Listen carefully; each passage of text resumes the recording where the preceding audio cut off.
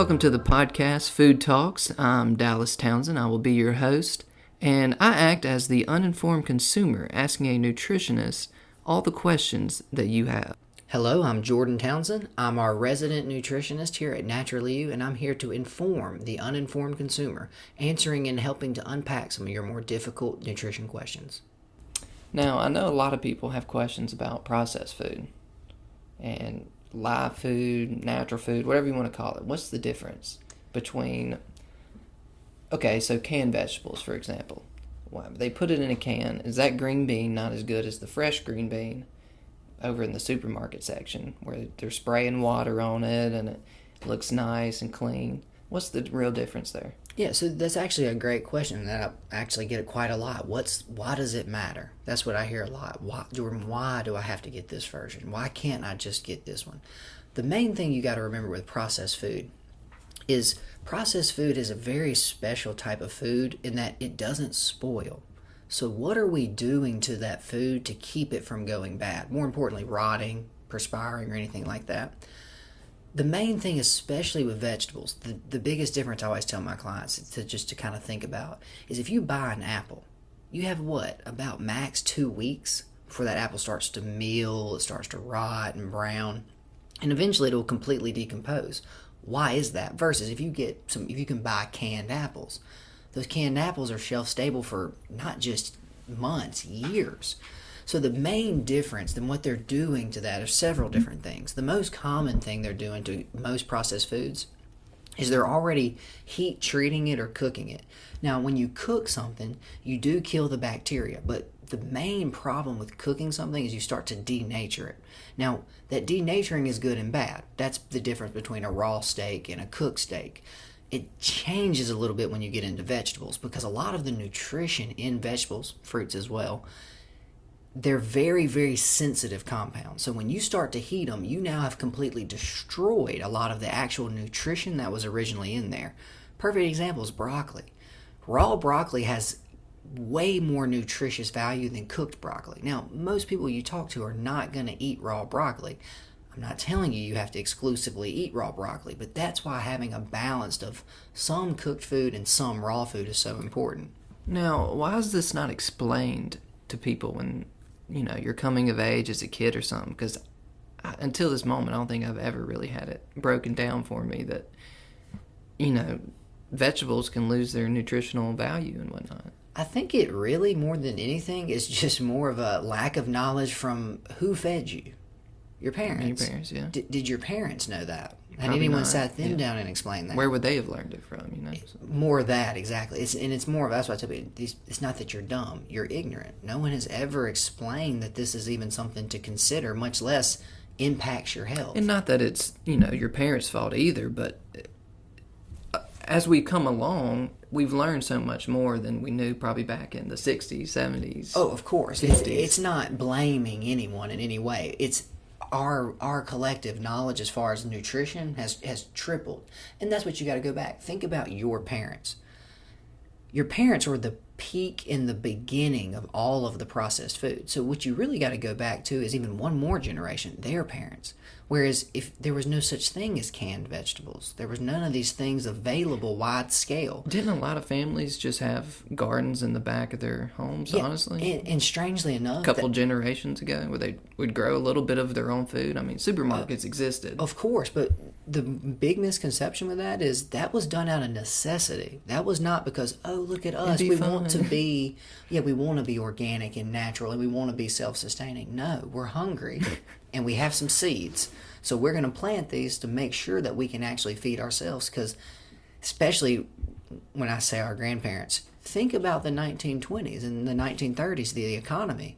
A lot of these people were desperate. So I think what happened post-World War II, though, our economy is now on this huge resurgence. We got all these people going back to work, our economy's growing, people are working. So the main thing that they took from us was our time. So strangely, it kind of happened without us realizing it. All of a sudden, these supermarkets filled up with canned green beans and canned squash. So these housewives said, why would I go buy a whole squash, cut it up, dice it down, when I can just pour the can out, put it in my microwave, which is brand new, and I have food ready in 20 minutes instead of 2 hours.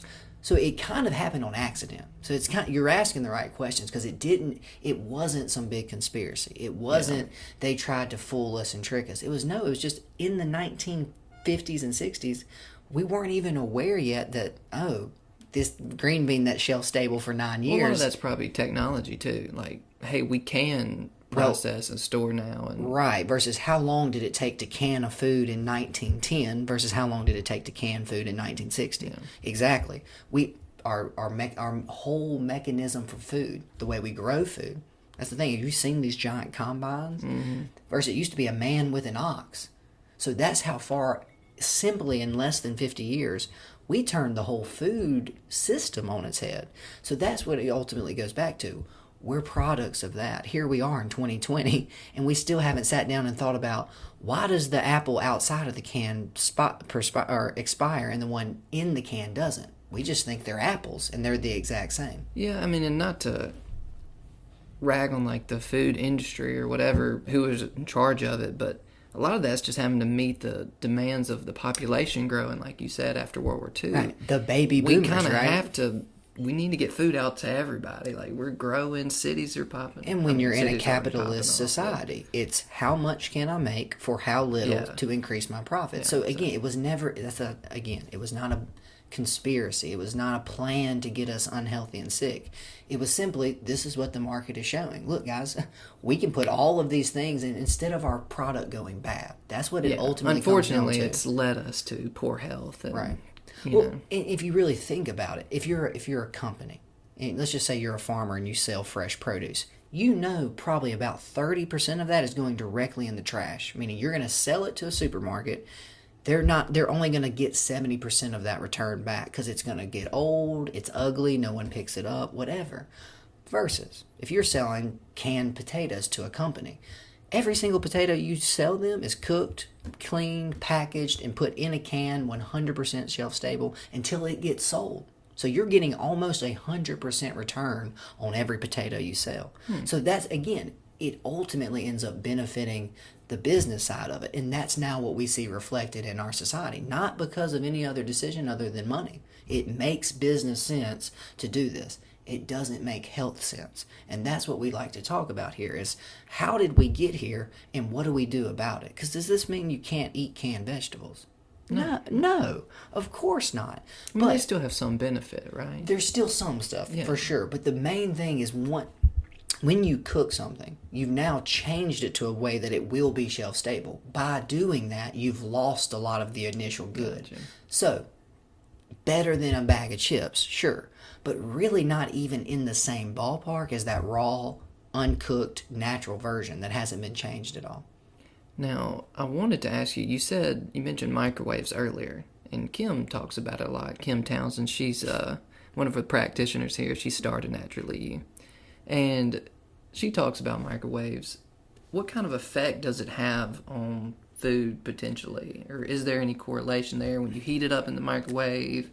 If you heat it up in plastic? So there's the scary side of microwaves where people think, oh, it's radiation, which, as we've talked about and learned, radiation is just any form of light coming off of, or energy coming off of something. So microwaves aren't anything to be too worried and scared about. My issue with microwaves is not you put a piece of food or a cup of coffee or water into the microwave and heat it up. Again, to get scientific on y'all really quickly, you're battering it with these different rays that speed up the speed at which the molecules makes them vibrate faster. Y'all have probably noticed, if something is wet, it gets hot really quick in the microwave. If it's dried out, it won't get warm at all. That's because the water molecules are what are vibrating. So we back up a little bit here. My biggest issue is, what is the most typical food that people are microwaving? It's not vegetables, it's not meat, it's microwave dinners. So you're in the same realm as that canned food, but even more unhealthy. So that, to me, now they're also microwaving it in plastic. That's a different type of thing too, because now that plastic is more likely to leach as you speed up those molecules that are vibrating in it. That's where you're going to have more issues with the microwave. So stay away from plastic microwaving. You don't want to be eating typically foods that need to be microwaved. Most things that you would microwave, an oven would get you there in about 20 minutes instead of 20 seconds. But reheating, for the most part. Exactly. Not something I would worry about. There's way bigger issues for your health than worrying about your microwave. And again, if you're eating most of your foods out of a microwave, you probably need to look at your diet. You're probably not eating the foods you're supposed to be eating. You see how those kind of start to correlate. People think, oh, the microwave is bad. No. Yeah. The junk you're microwaving is the problem. I just can't imagine eating a microwave dinner. I mean, the Udis, they're a gluten-free brand of... Right. Oh, yeah, They sell those chicken Florentines and yeah. stuff, and I'll eat one of those every now and then, but even that, I couldn't imagine doing one of those. It's a stopgap. As a staple. It's a stopgap. It's something I'm in a tight spot. I don't want just a sandwich or something cold. Perfect. But again, like I was saying, it ends up being more of you're just eating too much junky food. That's why you're living off a microwave, and now you seem to think microwaves are bad. But the microwave itself is not anything to worry about. That's what I just try to tell people. The reason, though, that foods spoil as a whole, just to kind of get back where we were, is the reason they spoil is this is what's hard to explain to people. There's between 20 and 50,000 unique compounds in every single food. So that means cucumbers, lettuce, celery, broccoli, zucchini all have individual chemicals that the other ones don't. So that's why, one, they spoil. Over time, as soon as they take the fruit or the vegetable and pluck it off the plant, it starts dying. So yes, they were spraying on food some type of chemical. I think they were doing it on bananas, but it would make the peel not like disintegrate or waste away. Oh, really? And I don't know what it was made of or how it worked, but I don't know if you had heard about it that. It wouldn't rot, is what you're saying. It would not break down like it's supposed to. Yeah, some kind of spray that would it was a biofilm that covered the outside. It would break down, and then once it was gone, the inside, the banana would start to break down, like the skin. So I don't know if you had heard about that, but is that healthy? My only thought on that is, again, that's when you start to get strange. That's not unhealthy. What is that chemical? Yeah. Because again... And I guess does it all break down and dissipate before you actually eat the banana, which I guess it's never touching the... And that gets back into kind of the way we grow food now, is once you start to have to grow food for 300 million people instead of 30 million people, you got to start spraying it with a bunch of stuff. Yeah. And the problem is a lot of those chemicals like glyphosate, Roundups, all these different herbicides, pesticides, fungicides, that's the thing. That's what I try to help people see. They don't just spray one little chemical on your food. They're spraying at least probably 3 to 10 different unique chemicals depending on what they're growing. A lot of those are fat soluble. So that means you can rinse that apple all day long. It's fat soluble, not water soluble. So it stays on the actual fruit, especially in that waxy coating on an apple. So that's where a lot of times too, that's why organic's better. That's what I try to drive home to people. You're not getting more nutrition out of anything organic. You're paying for what they did not spray it with. And people say, well, those things are safe, right? Those chemicals aren't dangerous. In what amounts? So sure, if you get in contact with a little glyphosate, you're not going to die immediately. That's not an acute poison or toxin. That's what we would call something like arsenic. You get in contact with arsenic, you die. There's no coming back from it. These are chronic toxins, meaning you have to think about humans for what we really are. If you go back 10,000 years ago, how much exposure to glyphosate and fungicide and perfumes and hairsprays and deodorants did the average person ever come in contact with? I would say it's probably not zero, but very, very minimal. That's what your liver... Compared to what our exposure And that's today. what your liver's job is. Your liver's job is, look, I'm made to tackle any chemical you can find, even ones that we've never seen before. The problem, we don't expect you to put on makeup and deodorant and wash your hair and wash your clothes and do all of these things, not just every day for years. That's what and that's what I'd like to drive home to people. It's not that this causes cancer or that causes cancer. It's the ands. It's that you're getting this and you do that and you eat fast food and you don't work out and you live off microwave meals. And you smoke and you don't work out. And that's why we're starting to get so sick, because now We are living these sedentary lifestyles. We are eating these really, really cheap, very, very convenient foods. And we have all of these chemicals that did not exist 50 years ago. So that's what's starting to happen. So that's why it's so hard to point to, oh, well, this is bad and we need to ban this one chemical. Well, no. If it was just that one chemical, we'd have no issues. It's the 85 other ones you come in contact with every single day that start to build up. I feel like that might be one of the problems we're facing nowadays is there's way too many variables to almost figure out anything. I mean, are you testing for... Well, remember, they still haven't 100% linked smoking to lung cancer. If you look at the first word on the cigarette things, it says may. Might cause it. Dallas, we know that causes lung cancer. But they legally, scientifically too, one cannot 100% without doubt prove it, so they therefore can't say it. Yeah. Could food in any way, these chemicals? What do we know? What do we know about autism and its causes and so this is getting a little outside of my scope of practice. Yeah. I'm a nutritionist, but I do a lot of research and reading too. From what we understand, autism seems to be some sort of issue with the body detoxing. So what happens is these livers, these kidneys, these spleens, because remember, when is autism presenting? Is it presenting at 25? No. It's presenting between 2 and 4. Yeah, I was about to say. That's most people, or maybe 2 to 5. I mean, some kids are just born with it, though. Like, they, come out of the womb. And you clearly can't quite tell. Is that, okay. Well, what does a 6-month-old act like? Is he talking? Is he being attentive anyway? No. So that's why screaming. 2 to 5 is usually when you start to see the symptoms, too. To me, this is my opinion. This is not scientifically backed by anything, and I will always tell y'all that when I don't have any solid proof. But my thing with the vaccines is it's not just the vaccines. It's just what I just talked about. These kids are coming out of the womb. They don't drink breast milk. So let's look back through history. We have 10,000 years of humans only subsisting off of breast milk from their mothers. Now we got these kids who are 2 or 3 generations in. Remember that. Their moms and their dads were 70s, 80s, and 90s kids. Meaning they were eating the junk food too that their parents and their grandparents weren't. And all of a sudden, their mom's on 2 prescription drugs. And she feeds her baby formula. Then they go and they get these vaccines, which do have chemicals and all sorts of different things in them. Not in any sort of toxic dose to an adult healthy person. This is what's hard to explain to people. You give Jordan, the 27-year-old full-grown adult male with a fully functioning liver, a vaccine, my body's fine.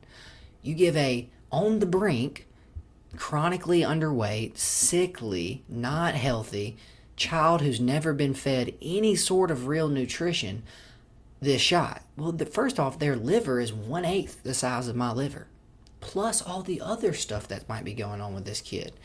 That to me is it's the straw that breaks the camel's back. So it's easy. That's why I said earlier, it's easy to point and say, oh, well, vaccines are the problem. That's what's causing the issues.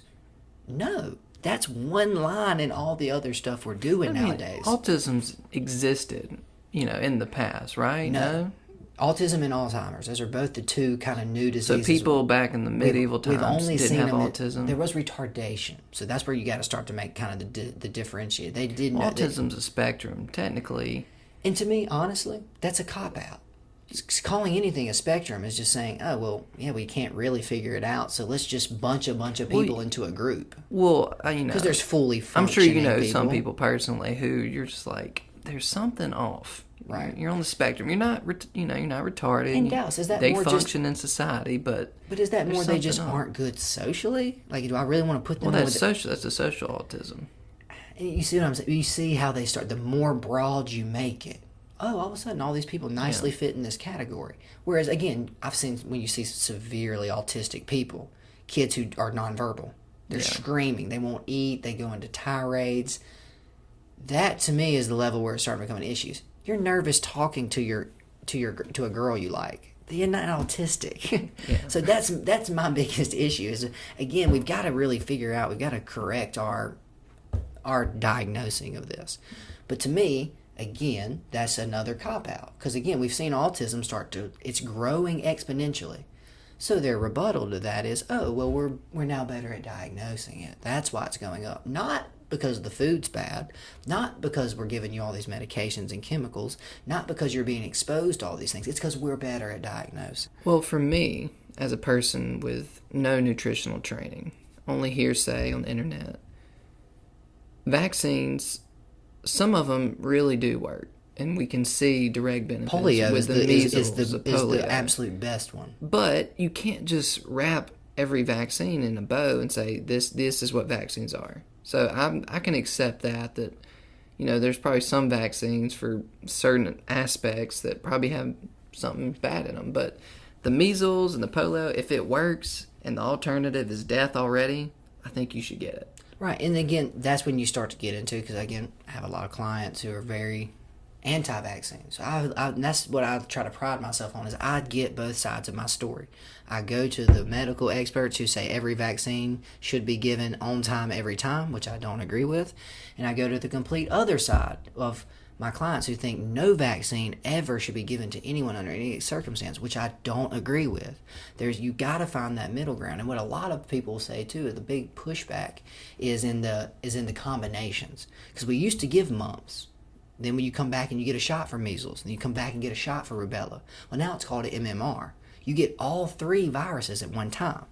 So again, a healthy adult male, you give me all three semi-dead live viruses, my immune system handles that no problem. A 18-month-old who's already sick, has already had antibiotics 3 or 4 times, and is raised on exclusively soy formula. Do they take that into consideration? No. A child that's sick? No. They just give it to you So anyway? not sick. If you are sick, they weaker. won't. If you are sick, meaning you're actually presenting with the flu, Yeah. you have the cold, they will not. That's not what I'm saying. But they don't look at, this isn't a healthy person. The problem is we have a vaccination schedule, which you can't go to school, you can't continue to see your pediatrician, you can't get into daycare unless you have this shot at this time, no exceptions. So that's where it starts to get scary too. And that's what I want to help people see on this podcast. Let's meet in the middle, guys. I feel like Both sides have points on every single one of these issues. Like it goes all the way back to canned food. Exactly. Because the doctors and the government and the people, starting to mandate some of these vaccines. Herd immunity is real. It makes sense. It works. They're probably just trying to keep a lot of people from, And again, the science they've been dying, given is the science that shows that. Whereas they may not want to listen to the other side, How does our system work? Everything in life, it's never one side or the other. Exactly. Right, left, you can look in politics, you can look anywhere. Middle there's always common ground on every issue. And I'm sure someone could present something that, there's definitely a right or wrong, but for the most part, it's never just clear. It's always muddy water. So the answer is always somewhere in the middle. I think the key is never writing the other side off. Never thinking that you have the final answer. Because again, if I've learned anything through nutrition and practicing professionally, is I still am learning. I graduated in 2014. But here I am still in 2020, still learning new stuff that was not mentioned or brought up at one point during any of my lectures. They're still learning. We're evolving. We're in the information age, so knowledge is now coming to us faster than it's ever come to us. I think a lot of people discount that. The rate at which we can study and learn stuff. It goes back to the 50s when all of this is kind of new, Dallas. Plastics are new. Modern medicine is new. Air travel being global is new. So we want to keep acting like, these things don't matter. Cell phones are normal. Having every human in a country have an electromagnetic frequency device is normal. Wait, no, it's not. Because it's never happened before 30 years ago. Well, it makes you think, what is normal? Right. Well, to me, normal would be 10,000 years ago. To your body, yes. To the evolutionary DNA so that's what genetics. And that's what I want to drive home to people we all of a sudden have changed faster than our bodies have been able to adapt. Because our bodies will adapt. That's why we have some people with more melanin and some people with less melanin. But that's given generation after generation after generation. Average generation being between 30 and 60 years. So every 30 to 60 years you get a slight shift. The problem is we went from 0 cell phones to cell phones in less than 20 years. We went from no electricity 100 years ago to electricity across the planet. That's changed a lot, yeah. That's what people have to think about, and that's why I try to help my clients. Because my clients tell me all the time, "Well, Jordan, why is bread bad? My mom ate bread. Her mom ate bread. So first off, what you're calling bread doesn't even look like the bread they ate. Second, how much bread are you eating comparatively? These are the questions that I help people ask, and that's what food talks are really about. Let's dive into this stuff. Let's take a deep dive and actually unpack some of these things that you think you know. Because the number one thing you'll hear me say is everything you think you know has been sold to you. It's marketing. You think you need whole grains. Well, in a capitalist society, it has to be. That's how it works. Jinx, you have me to say that. That's beautiful, but exactly. So that's what I'm here. Jordan has no financial interest in what you eat. I want to talk about what have people always done? Not your mom, not your grandma. What did they do in the year 0, the Roman Empire? What were people eating like? Because that's way more closely to what your body expects than what we're doing in this last 100 or so years. So the closer I can slowly get people back to that, because let's be honest, it's 2020. You're not going to be able to eat like some ancient Neanderthal. You wouldn't want to. Nor do I want you to. Yeah. Exactly. It's not feasible in 2020. You're not going to eat cow heart, because you're not ever going to be in a situation where you're so hungry that the only part of the animal left is the heart. Turns out also they used to eat that first. That's something we don't really talk about anymore. We consider select cuts of meat to be the ribeyes, the butts, the tenderloins, and stuff like that. Ancient societies actually understood that the organ meat was more nutritious. So to ultimately kind of show you this in nature, when a wolf pack makes a kill, the alpha wolf goes and eats the liver first, then everyone else gets to eat. That's because the liver is the most nutrient-dense part of any animal. So that's why let's look back to nature. Let's not take Jordan's word on this. Let's not just say, oh, well, he thinks that or he wants that. No. Let's look at how the world works. What does the natural world do? And that's what we're going to follow, because that's what we are. We're a part of it, just like every animal. We are supposed to fit into it. All of a sudden, everything we do is not natural. Can't imagine why that's not working for us. It's like a weird mix of, I guess we're getting way more into technology-based food, if that makes sense. Way more processed with, if that makes any sense. Technology is the word, and electricity is what changed everything. Because like you said, natural, and then the way we process and grow food, there's nothing natural about it. It's undoable. Fields don't just pop up of miles of planted corn, and you can't have monocrops without technology, without modern farmers, without tractors, without the pesticides and the chemicals. You can't just grow that much of corn, because if you grow all of the same product, if you grow just nothing but soybeans for miles, if you get one pathogen, a virus, a bacteria, a fungus, you lose miles of crop to that one thing. So if you actually go back to the way they used to grow, you know how they used to grow plants? They would grow 6 or 7 different strains of wheat in one field. See, I didn't even know, honestly, not until this moment, but I didn't know there were that many different strains of just vegetables. Like, I kind of just thought corn was corn for a while. Until I worked at Monsanto and started pollinating the cornfields. When you're thinking of just yellow corn, right? Yeah. Well, it all comes from one wild maize plant, which was multicolored and multi-thing. Now, there actually are several break-offs of that. There's over at least, I think, 100 types of maize, which is corn specifically. Well, you said it earlier. You grow up, who feeds you? Your parents. Your parents aren't going to explain to you that there's several varieties of corn and vegetables. And they're not going to tell you that in school. Well, your parents. And if you don't study nutrition, who's going to tell you? Jordan. I didn't know. I mean, well, again, you got to understand where your parents are coming from. They got 3 kids. They've got a job. They've got a mortgage. They're married. They don't have time to explain to you over the dinner table why you're eating canned vegetables. So who should? I mean, we just want them to wait until they're an adult and failing health and then come see us? Again, not me. Again, that's why we're doing this podcast. If I can get anyone to stop earlier, it's better. So that's the thing. And the other thing is, a lot of people say, oh, I'm 62. It's kind of too late for me. Wrong. It's never too late to start putting good stuff back in and stop putting more bad stuff in. Well, this has been a very good conversation. It's been nice. We're really going to wrap it up. Just remember to like, subscribe. This has been Food Talks, and We will see y'all later. Take it easy, folks.